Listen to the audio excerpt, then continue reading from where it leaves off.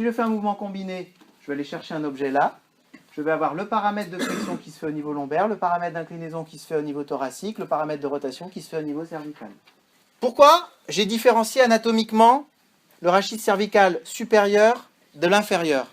C'est que le rachis cervical supérieur entre la première et la deuxième vertèbre n'a pas de disque intervertébral. Vous vous doutez que du coup les lois de Frayette ne s'appliquent pas. Et il y a des ligaments importants du fait de la présence du tronc cérébral qui fait qu'on parlera de complexe articulaire qui n'a pas du tout la même mobilité. Au niveau du rachis lombaire, vous avez vu le sacrum et peut-être les L5, L4, il y a des ligaments iliolombaires qui relient L4, L5 au sacrum. Donc c'est un complexe articulaire. Ce qui fait que les lois de Frayette s'appliquent sur la colonne typique, et la colonne typique, elle va de C3 à... Donc pour appliquer les lois de Frayette, c'est de C3 à L3, en charge, la vertèbre supérieure qui bouge par rapport à la vertèbre inférieure, et on a deux catégories. Soit il y a un engagement articulaire, soit il n'y a pas d'engagement articulaire. Ça va? La troisième loi de Frayette est très très simple. Elle indique, on lui prête pour lui faire plaisir, parce qu'on l'aime bien Frayette, mais en fait c'est pas lui qui a dit ça. Tout mouvement, notez, troisième loi de Frayette, on va faire 3, 2, 1. Et après on fait parté. Parté c'est la pratique. Troisième loi de Frayette, tout mouvement dans un plan réduit la possibilité de mouvement dans les autres. Il répète. Tout mouvement dans un plan réduit la possibilité de mouvement dans les autres. Exemple, si je fais de la flexion, plus je vais en flexion, moins je pourrai faire d'inclinaison et rotation. Si je vais en inclinaison, moins je pourrai faire de flexion-extension. D'accord? Tout mouvement dans un plan réduit le mouvement possible dans les autres. Il n'y a pas de hiérarchie de plan. C'est-à-dire, c'est pas quand on fait sagittal que c'est plus que horizontal. Non, puisque en fait, ça va dépendre de l'endroit, l'étage où on se trouve. Ok? Si vous êtes dans un secteur lombaire, le sagittal, vous en faites beaucoup. Par contre, si vous êtes dans un secteur lombaire, la rotation, vous en faites pas du tout. Alors maintenant, un tout petit peu de pathologie. Vous comprenez bien que quand, au niveau lombaire, vous faites un mouvement de rotation rapide, un créneau, qu'est-ce qui se passe au niveau lombaire? Elles n'aiment pas. Et on se fait un tour de rein, un lumbago. Alors que la même chose au niveau cervical, ça va très bien.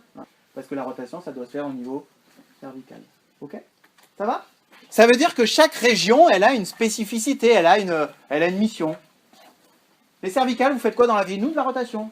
Les thoraciques, inclinaison. Les lombaires, flexion-extension. Et tout ensemble, on fait tout. Quand on est une équipe, ça travaille, on peut tout faire. S'il y en a une qui ne travaille pas, puis deux qui ne travaillent pas, puis trois qui ne travaillent pas, ça force les autres à faire un mouvement dans un secteur dans lequel elles ne sont pas prévues. Et donc, c'est là que commence le début des blocages et des douleurs. C'est pour ça qu'on fait ostéopathiquement un examen de la colonne et que les vertèbres qui sont bloquées, même si elles font pas mal, on les libère. Pourquoi? Parce que quand vous avez une équipe de 24 vertèbres, c'est comme une équipe de boulot, de rugby, de tout ce que vous voulez, 15, 11.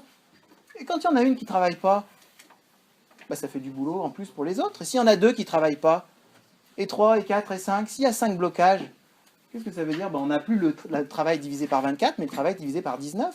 Autrement dit, il y en a qui travaillent plus que les autres. Et vous allez avoir mal de celles qui travaillent plus. Et que faut-il faire pour ne plus avoir mal? Pas embêter celles qui travaillent plus, c'est redonner la possibilité à celles qui ne travaillent pas de travailler. Et du coup, ça ne fera plus de contraintes sur celles qui font mal. C'est pour ça qu'on a rarement d'action sur la douleur, mais plutôt sur des zones différentes. La douleur étant, comme on dit dans la colonne, un douleur, un jeu de mots classique, leurre, mensonge, c'est-à-dire ne faites pas attention à la zone qui fait mal, mais observez, palpez, testez et faites bouger. Ok? Ça va? Bon, j'avais dit 20 minutes, on en est à 40, donc c'est classique chez moi, on va terminer. Qu'est-ce qu'il va y avoir maintenant? Vous avez compris la première loi? On rajoute la deuxième loi et on va donner les paramètres analytiques. C'est quoi les paramètres analytiques? Qu'est-ce que ça veut dire analytique? Ça veut dire plan par plan. Donc vous avez compris que là, c'est inférieur à 5 degrés. Alors ne jouons pas sur les mots. Et 5 degrés, c'est dedans, c'est dehors. Alors on va dire inférieur ou égal à 5 degrés. Et là, on va dire supérieur exclusif à 5 degrés, c'est-à-dire on va dire à partir de 6 degrés. D'accord? Le 5 appartient à la première loi. Pour ceux qui aiment chipoter, mais je sais qu'il y en aura. Alors voilà, vous avez compris que dans cette situation, c'est quoi? Bien sûr que le disque travaille, je me répète, mais ça fait du bien de répéter, il paraît qu'enseigner c'est répéter, donc je répète puisque j'enseigne. Le disque travaille, mais ce n'est pas lui qui dirige le mouvement, ce sont les facettes. Donc quand on est au niveau lombaire, on aura un mouvement sagittal privilégié. Quand on sera au niveau thoracique, on aura un mouvement thoracique privilégié. Et quand on sera au niveau cervical, on aura un mouvement de rotation privilégié. Un mouvement thoracique, ça veut rien dire. Un mouvement d'inclinaison privilégié. D'accord? Ça va? Le dernier point à voir, c'est les paramètres analytiques. Et c'est là où M. Frayette a fait un travail de synthèse. Et je suis obligé d'être avec des guillemets pour vous dire que M. Frayette a fait quelque chose à une époque où il n'y avait pas de caméra, à une époque où il n'y avait pas d'IRM fonctionnel, à une époque où on ne voyait pas ce qui se passe réellement. Donc ce qu'il a proposé est un modèle. Ceux qui ont compris ce que veut dire mon propos. C'est que ce modèle, il n'est pas tout à fait réel, mais en tout cas, il est tellement pratique que l'on va le garder.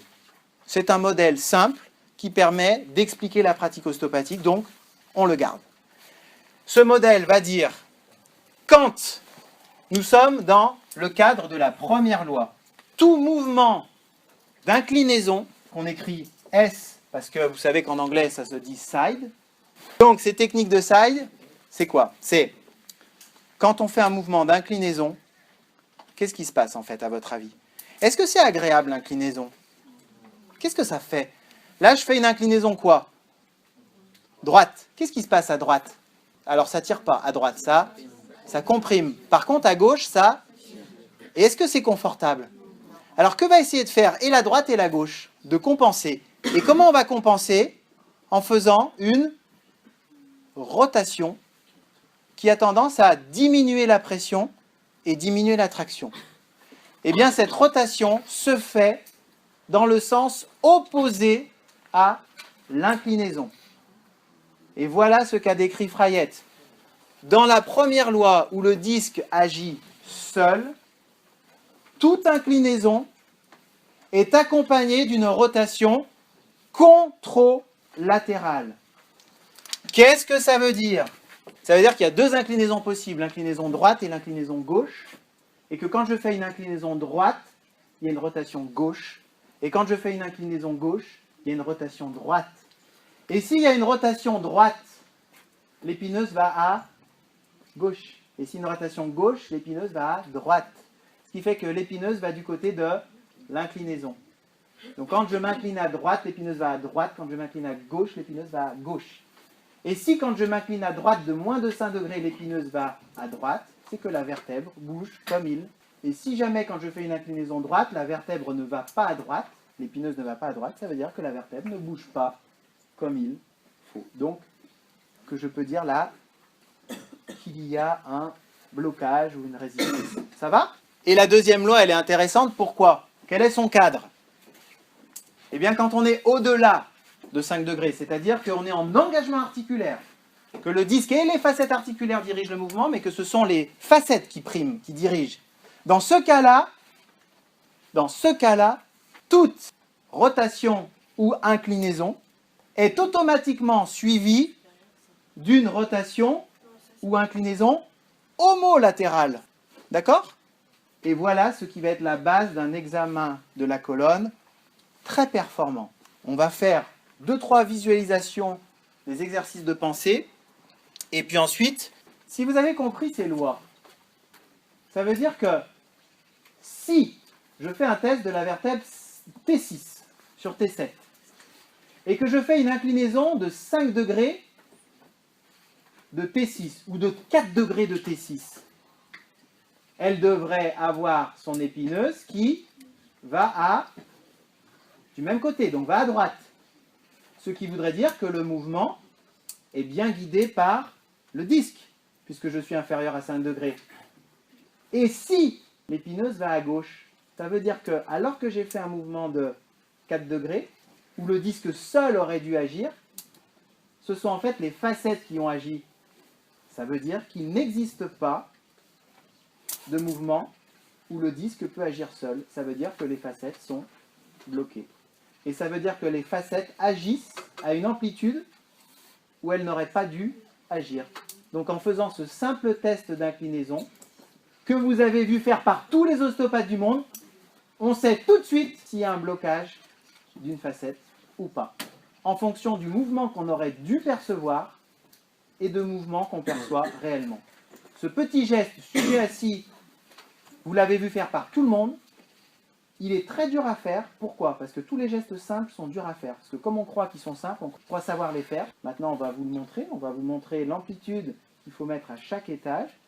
Et vous allez vérifier si quand je fais une inclinaison droite, l'épineuse va à droite. Et quand je fais une inclinaison gauche, l'épineuse va à gauche, ce qui veut dire que la vertèbre bouge correctement. Indépendamment et que les facettes ne sont pas collées. Alors que si, quand je fais une inclinaison droite, l'épineuse va à gauche, ça veut dire que les facettes sont collées alors qu'elles ne devraient pas l'être. Ça veut dire que cet étage est à vérifier. Voilà ce qu'a proposé M. Frayette. Et comme c'est un modèle simple, c'est un modèle qui est utilisé pour nommer les dysfonctions. Quand un sujet est en charge et qu'il est normal, en pleine forme, est-ce que les facettes se touchent? Est-ce que les articulaires se touchent? Donc, vous devriez pouvoir faire une inclinaison et vérifier qu'à chaque étage, le mouvement est bien géré par le disque.